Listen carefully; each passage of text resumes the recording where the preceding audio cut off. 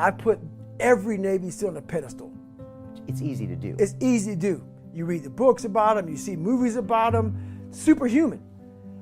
But what happens is, once you drop your own limitations, so one thing we do bad in life is we put all these people above you. Never put anybody above you, man. Make it an even playing field. But you can't make it an even playing field if you're not working your fucking ass off. I'm not saying not to respect people. You gotta respect people. But if you're playing tennis, right now there's tennis going on here in Queens. If you're playing tennis and you're playing Roger Federer, even Roger Federer is not here right now, but let's say you're playing Roger, best ever, arguably best ever. But I'm fucking good at tennis. But Roger's the best ever. That's in my fucking head. And we're playing a 5-set match, Grand Slam. Before Roger serves the ball, the first serve of the game, first serve, set 1, game 1, first serve.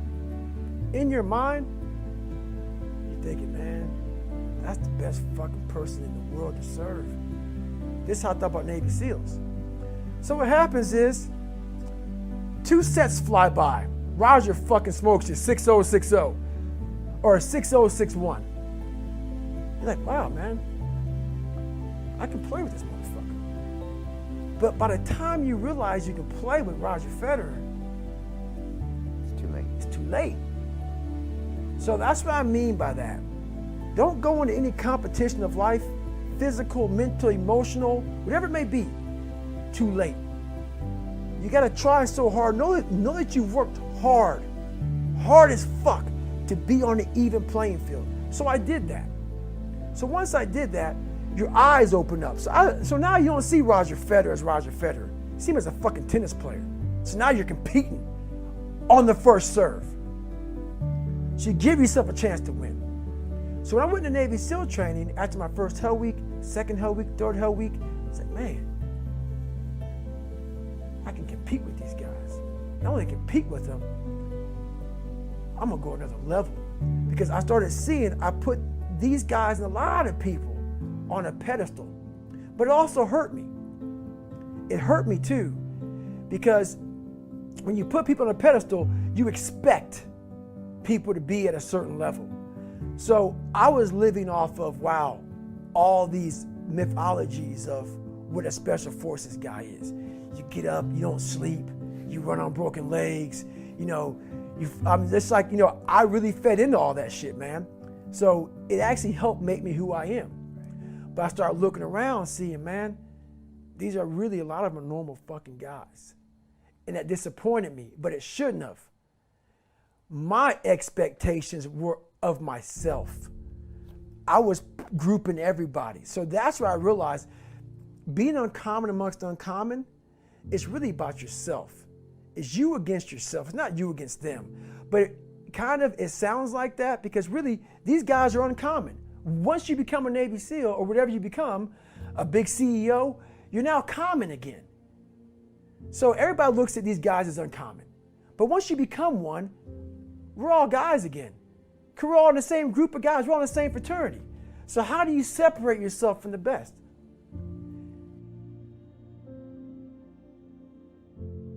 Talk about the repetition in my book a lot. Yeah. Gotta get the reps in.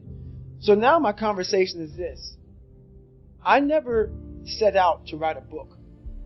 When I was in the dungeon and no one was coming back to help me, I just wanted that reflection in that accountability mirror that I hated so badly to be something that gave me pride, to be something that made me feel. It's not about money. It's not about success. It's not about people. Oh my God, that's David Goggins. Sign my book. No. When I started this journey out years ago, it's about, I just want to learn to read. So now I'm at a place now where I see the possibilities of human potential. What are we capable of? Is the conversation now. The conversation now is how can I now talk to people in a way they can understand the message that I have for so many people. So that's the new conversation now is that you are constantly evolving. You never stay, either you're getting better or you're getting worse, you're not staying the same. So for me, I have to constantly be getting better. I have to constantly be evolving my message. So I'm constantly thinking in the quietness of my mind. That's a key point too. The world is so fast-paced. The the world is so noisy. So my conversation now a lot of times is, my God, slow down. The world can take you here, be there, be everywhere. And I lose myself sometimes. So I catch myself in the airport. I catch myself in the plane while I'm writing stuff down. Okay, remember this, remember that. And I'm like, hey, hang on a second, God. What got you here? This isn't what got you here. Slow the fuck down. Go back to the quiet place of that dirty mirror in that $7 a month place you used to live in. That's where you grew. So that's what I'm constantly reminding myself of. Go back to your roots. I'm not saying go back to hell. I'm saying don't forget where you come from. As you start to explode out of the gate when you become someone, my conversation is, do not forget your roots. Do not forget your roots. Don't let this become so big that you lose yourself amongst the noise. Go back to the quietness of what made you successful. That's the conversation now. It's a constant reminder of that.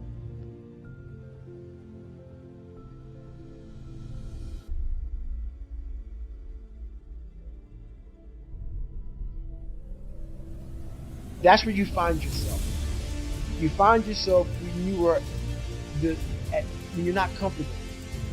When you're not comfortable on a daily basis. And that's how I started to grow. Like I said about the mind, it wants to put you in that nice 72-degree temperature with everything right there. It wants to be in that nice with a little massage therapist. That's where your mind wants to be.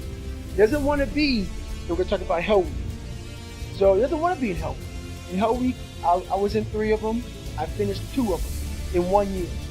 Only person to ever do that in still history. There's been people who have gone through a couple of Hell Weeks, but in like 5 years, 6 years, 7 years, 8 years. I was in 3 in 1 year. They say it takes off 3 to 5 years of your life. So Hell Week is 130 hours of continuous training. You might get 2 hours of sleep. And what it does is, it's designed to break a man. To break a man down to the parts where, like I talk about the surface, how I was fixing the surface. If you only fix the surface, you will never get through Hell Week. Because what it does, it starts to bring out these demons. Because even though there's a lot of yelling and stuff like that, there's times where it's very peaceful in a very eerie way. So the first hour of the 130 is breakout. They're shooting guns, it's loud, it's noisy, your mind is in chaos. When your mind's in chaos, you can't think. So you're having fun. Yeah, this is great. Yeah, we're in Hell Week, we're Navy SEALs, or trying to be Navy SEALs, we're badasses. Then what they do, and I don't even think that they understand what they're doing, but I studied the mind. It's perfect. It's psychological warfare. They go from an hour, the first hour when you're going crazy. The second hour of the 130, they put you in the cold water.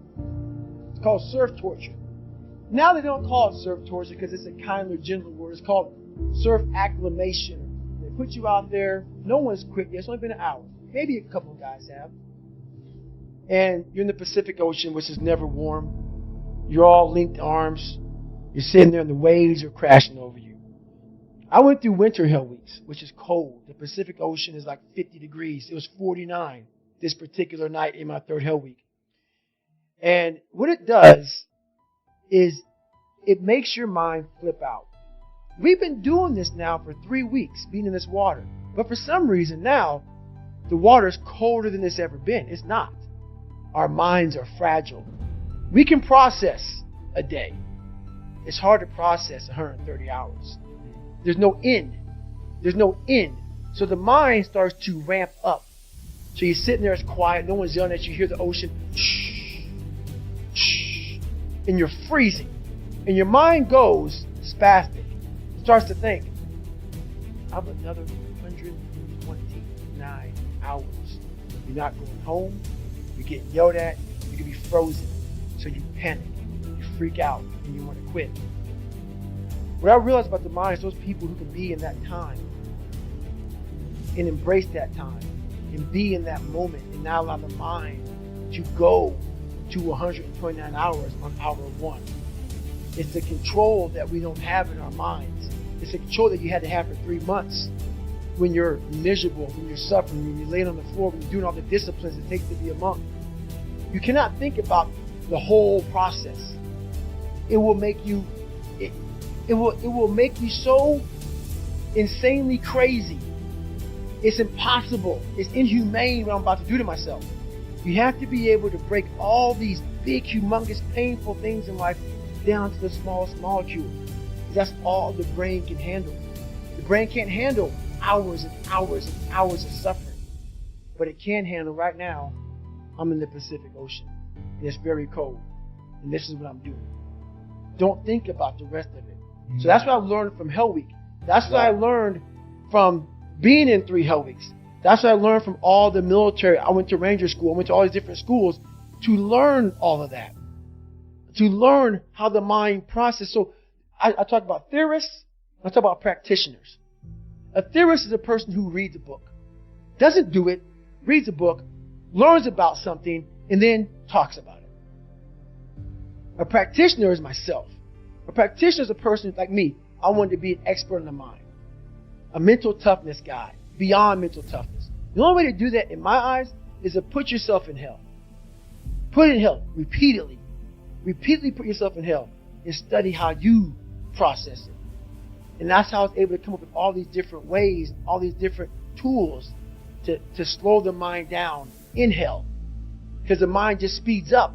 The mind wants to get out of the painful situation, the suffering. It can't process it. So that's what I realized by going through all these different processes of being in Hell Weeks. There's some times where the mind gets overwhelmed and you cannot slow it down. But by these certain tools I developed, by not allowing your mind to get away from the moment. You have to think about the exact moment that you're in. But I saw when I was younger, the moment became too big. When it became too big, I spazzed out and I would quit. But now, I don't think about even like an hour from now, I'll be eating. I don't even go there. Because then your mind, no, we must embrace this. Because now, you have to be a leader in this moment. It's not about you just getting through it. I had 5 guys, and 6 including me, in my boat crew. Now I was the boat crew leader. So now, another trick is this. If you don't think about yourself, there's no pain. Which can also lead to pain later on in your life. But in these moments when you're struggling, if you are a true leader and you're worried about your men or women beside you, your mind doesn't care how cold you are. Your mind's only worried about taking care of the men and women beside you. So I started realizing, man, if I take care of these cats and I let them right in the worst moments, my mind is no longer thinking about, you're miserable, David Goggins. Get the hell out of here. You're thinking about, how was John? How was Andy? How was Sam? How was Pete? How you guys doing? You're not thinking about me. So there's so many things you can do to get outside your own head to then allow your body to just be like, hey, we're just a machine. But you have to let your mind be able to process all these different tactics to do that. Take a different vantage point in life. When you are in the hell, you can't see the beauty of being in it when you're in it. Get on top of that mountaintop in your mind. Get on top of that mountaintop and look down on what you're doing. You can see a whole different world, and that world is beautiful. But you gotta get a different vantage point in the suck. Don't be in it. Spiritually, get out of it. Get that soul. Look down on what you're doing. Be amazed by the process of where you're at now and where you came from.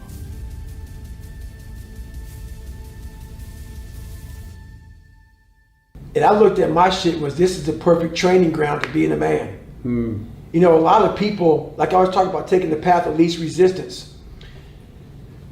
I believe in life you must earn the right to be called a man. And a lot of people do not think the way I do, and that's fine. I'm not asking you to be David Goggins. Trust me, it's a hard fucking road to hoe. It's not fun. Like it. It's not fun all the time. But the thing about it is, you have to look, I looked at my hardships as challenges. Once I got over the pity party, because I went through that phase. Of course. I'm a normal human being. But I realized that got me exactly where I was at, even worse. As I looked at those challenges the way most people do, woe is me. Why the fuck can't I get a break? Why? I wished I was better. I wish my parents were better. I wish I had a better education. I wish this, I wish that. They have all these wish sandwiches. I started realizing how can I fucking figure out how this shit can fucking work for me? So the one thing we don't do is when we're in that dark place is a great learning environment. If you can sit back in a dark place and find quiet to just think, there's so much power in your failures, in your fucking, in your suffering. Because why? You're still alive. You're still fucking here. So you gotta look at that shit as, my God, man, this is power, man. Like, now I gotta flip this shit. How many men will be able to do what I'm about to do, what I'm about to try to do? Like, literally, what gave me strength was when I was at the worst of my worst. How many men would even fucking say they want to try to be a Navy SEAL right now? I'm at the worst spot of my life. Like, I can't even walk down the street, let alone run down the street.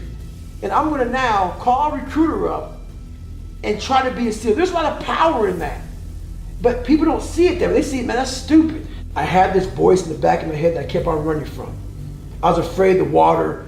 I was afraid of dealing with things that made me feel unaccepted. I didn't accept myself. So I kept on going towards things that I felt good. Let me go this way. But something kept on saying, motherfucker, you have it, man. You got it, man, but you're gonna have to fail a lot. But you have it. And like I said, that voice kept on haunting me, but that voice kept on saying, if you face it, you realize it's not that bad.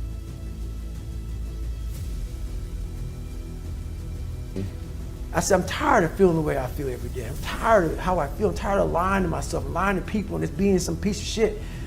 And I always knew in the back of my mind I could be something special, but I knew the work it was gonna take was gonna kill me. I was afraid of that. I was afraid of the brutality and the suffering I was gonna have to endure. But I knew I could do something. But I'm like, I ain't trying to do that kind of work, man. What got me to this point was I was just the opposite of what I am today. I was that guy who ran away from absolutely everything that I got in front of me. But not many people knew that. Like, the real me was like this very scared, insecure, stuttering, got beat up by his dad, all this kind of stuff. First of all, you have to start your journey. And many of us think because we're born into this world that we have started our journey. It's not it, man. That's not it. It's not that simple. I wish it was that simple. Many people have died and lived to be 100 fucking years old and never started their journey.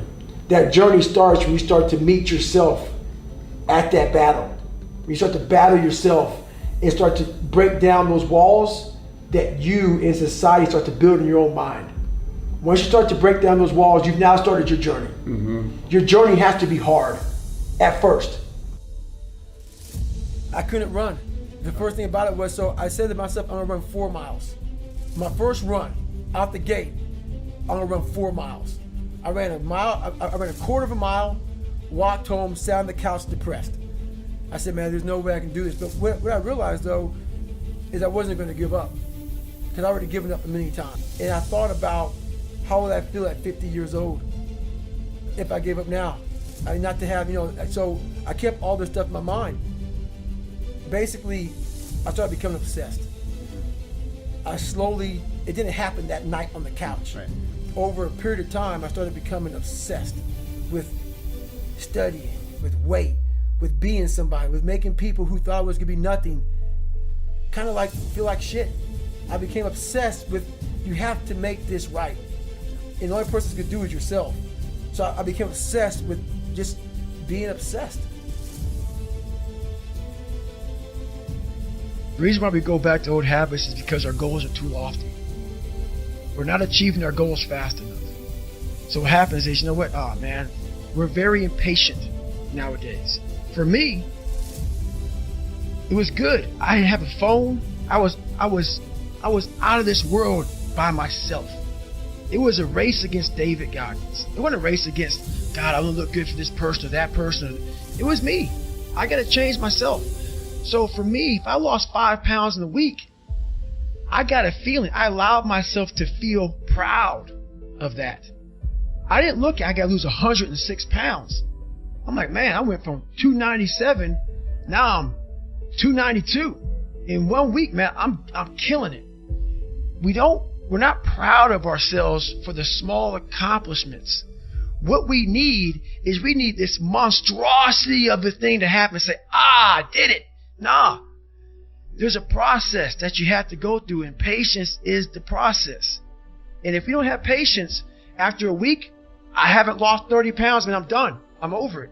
So that's what I found out with people, man. They're not patient enough to realize and to enjoy the moment. Not live in it. Just enjoy it. There's no finish line in life. But enjoy that moment. Roger that, man. I lost 5. Let me go 10 next week. So that's the whole thing about it. That's how people lose it.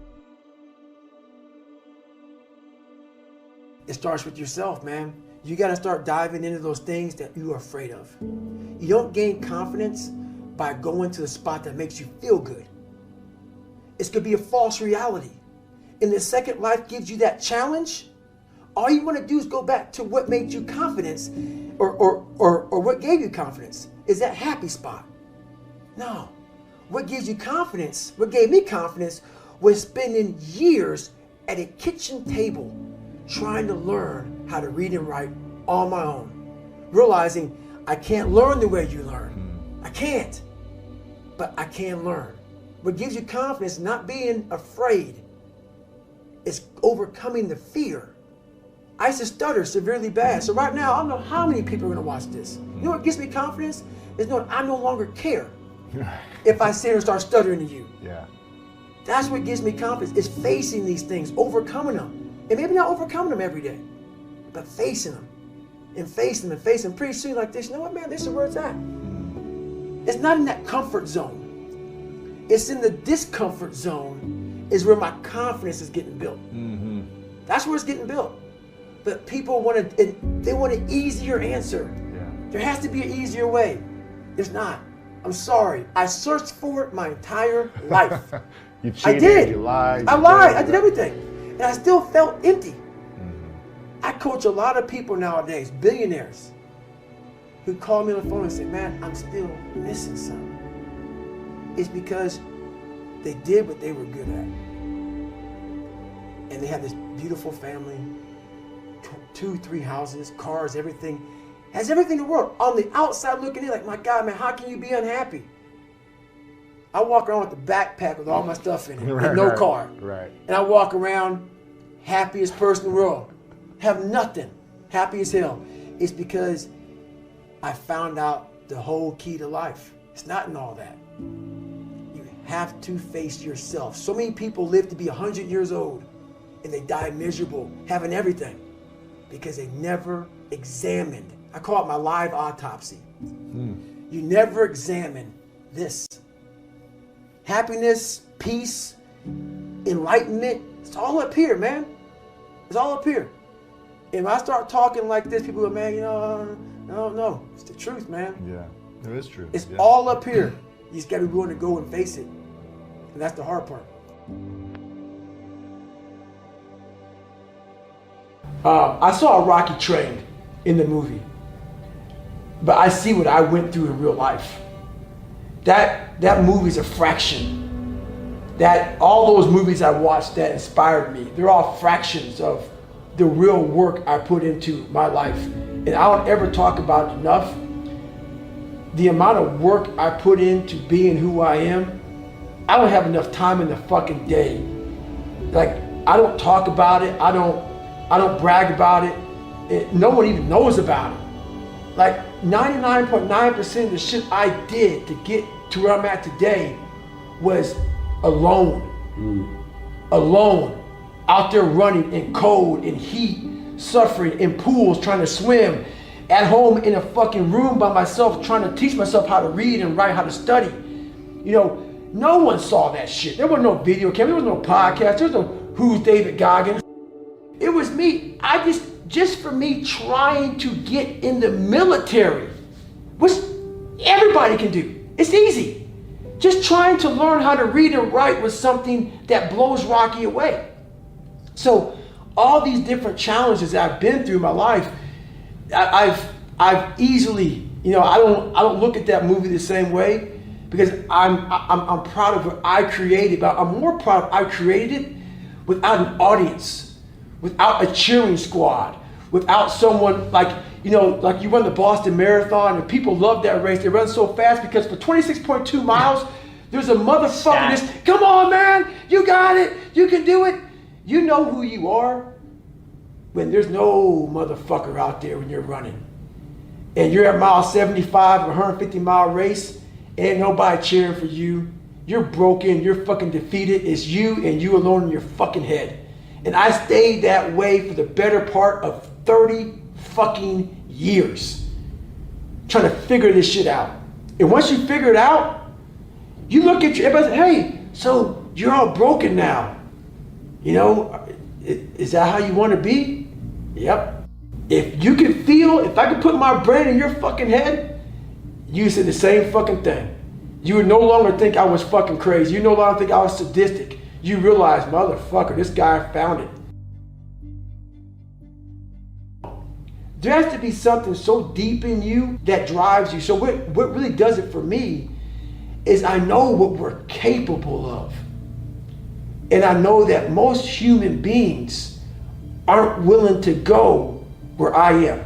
And that's a very, very dangerous thing. I'm not saying I'm better than anybody else. Everybody has this talent. It's not a talent. It's just realizing that we stop way short of our true potential. So through my life, I realize these things. And I know what gives me fuel is I know that most people who are blessed with so much talent, great parents, great upbringing, didn't come from where I come from. They're gonna quit before me. Having all the tools that they have, they didn't have the ability to examine themselves. When you have everything so nice in life, it's great to have a great life. But what happens is you don't self-examine. You don't do a live autopsy. When you have a fucked up life, it almost forces you to do a live autopsy. It forces you to find strength from places that no one looks from. Because food is not at the ready. I have a learning disability. It's not at the ready. I can't just pick up a book and start reading. Right. There's preparation behind everything I fucking do. There's everything I do has to come with so much fucking preparation. It's despicable. It makes me sick. My own personal life makes me sick. That's why I'm so disciplined now. Without my self-discipline, there is no David Goggins. I can't stop reading. I won't be able to read tomorrow. I will lose it that fast. I cannot stop going to the gym. My mind is set up in a spot where, hey, the second I stop, it wants to stop. Because I had a quitting mind growing up. When you get beat the shit out of you all the time, your mind wants to go to that nice spot where you're comforted, where you're not trying, where shit is easy. That's where your mind, it doesn't want to think. You have all these things in the mind, and the mind can only absorb so much shit. So all the pain it has to go through, it wants to push it away and say, let's not do that. So every day I'm fighting where the mind wants to go. So it's a constant evolution, man. This fear in life is that there is a final resting place in this world, and there's a final judgment, and you talk to something much bigger than you. I don't want to sit down and have a conversation with someone, with something that says, you're in heaven, this is where you should have been on earth. And are you really in heaven now, or are you in hell? Thinking about how much I left on the table for fear, for not willing to go over the wall, and over the next wall, and over the next wall. So in my mind, I believe that. And God knows all. At least I believe that. I want God to be up there right now as we're speaking, writing stuff down, saying, my God, he exceeded even my expectations. Wow. That's how I live my life. I now know that there is no cap on the human mind. There's no cap. We cap it ourselves. All of us are going through fucking hell. Maybe not as bad as me, maybe worse than me. Sure. But they don't know how to express it because we're supposed to live in a fucking world where we have to talk a certain way. We have to walk a certain way. We have to act a certain way.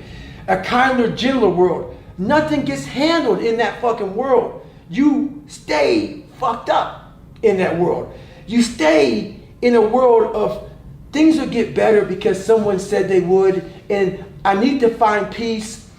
No, You need to go to fucking war with yourself, man.